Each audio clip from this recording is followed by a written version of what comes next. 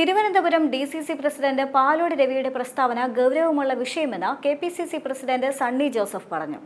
വിഷയം കേരളത്തിലെ മുതിർന്ന നേതാക്കളുമായും എ.ഐ.സി.സി നേതൃത്വവുമായും ചർച്ച ചെയ്യുന്നുണ്ടെന്നും ഇതിന്റെ അടിസ്ഥാനത്തിൽ തുടർ നടപടി സ്വീകരിക്കണമെന്നും അദ്ദേഹം പറഞ്ഞിരുന്നു.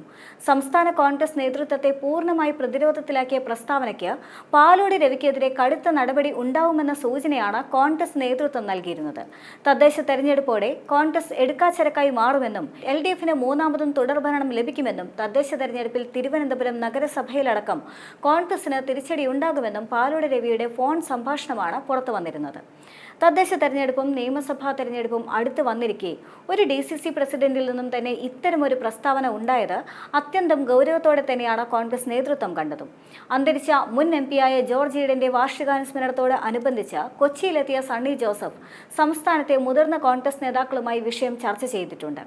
എ.ഐ.സി.സി നേതൃത്വവുമായുള്ള കൂടിയാലോചനകൾക്ക് ശേഷമായിരിക്കും പാലോട് രവിക്കെതിരെ എന്ത് നടപടി സ്വീകരിക്കണമെന്ന കാര്യത്തിൽ തീരുമാനമുണ്ടാവുക എന്നാണ് പാർട്ടി നേതൃത്വം ഇപ്പോൾ നൽകുന്ന സൂചന. എന്നാൽ അതേസമയം തന്നെ തിരുവനന്തപുരം ഡി.സി.സി പ്രസിഡന്റിന്റെ താൽക്കാലിക ചുമതല കെ.പി.സി.സി വൈസ് പ്രസിഡന്റായ എൻ ശക്തന് നൽകിയിരിക്കുകയാണ്. പാലോട് രവി രാജിവെച്ചതിനെ തുടർന്നാണ് എൻ ശക്തന് ചുമതല നൽകിയത്. ചുമതല ശക്തന് നൽകിയതായി കെ.പി.സി.സി പ്രസിഡന്റായി സണ്ണി ജോസഫ് എം.എൽ.എ ആണ് അറിയിച്ചത്.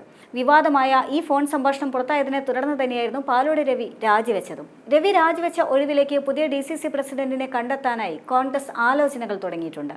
പുനഃസംഘടനയ്ക്കൊപ്പമായിരിക്കും തിരുവനന്തപുരത്തും പുതിയ ഡി.സി.സി അധ്യക്ഷൻ വരിക. അതുവരെയാണ് ശക്തന് താൽക്കാലിക ചുമതല നൽകിയിരിക്കുന്നത്. ഡി.സി.സി സ്ഥാനത്തേക്ക് എം വിൻസെന്റ് എം.എൽ.എയുടെ പേരാണ് പ്രധാനമായും കേൾക്കുന്നത്. ചെമ്പഴന്തി അനിൽ, മണക്കാട് സുരേഷ് എന്നിവരെയും പരിഗണിക്കുന്നുണ്ട്. പാലോട് രവിയോട് കെ.പി.സി.സി നേതൃത്വം രാജി ചോദിച്ചു വാങ്ങുകയായിരുന്നു. പ്രവർത്തകരുടെ ആത്മവിശ്വാസത്തെ ബാധിക്കുമെന്ന് വിലയിരുത്തിയ ശേഷമാണ് ഈ നടപടി.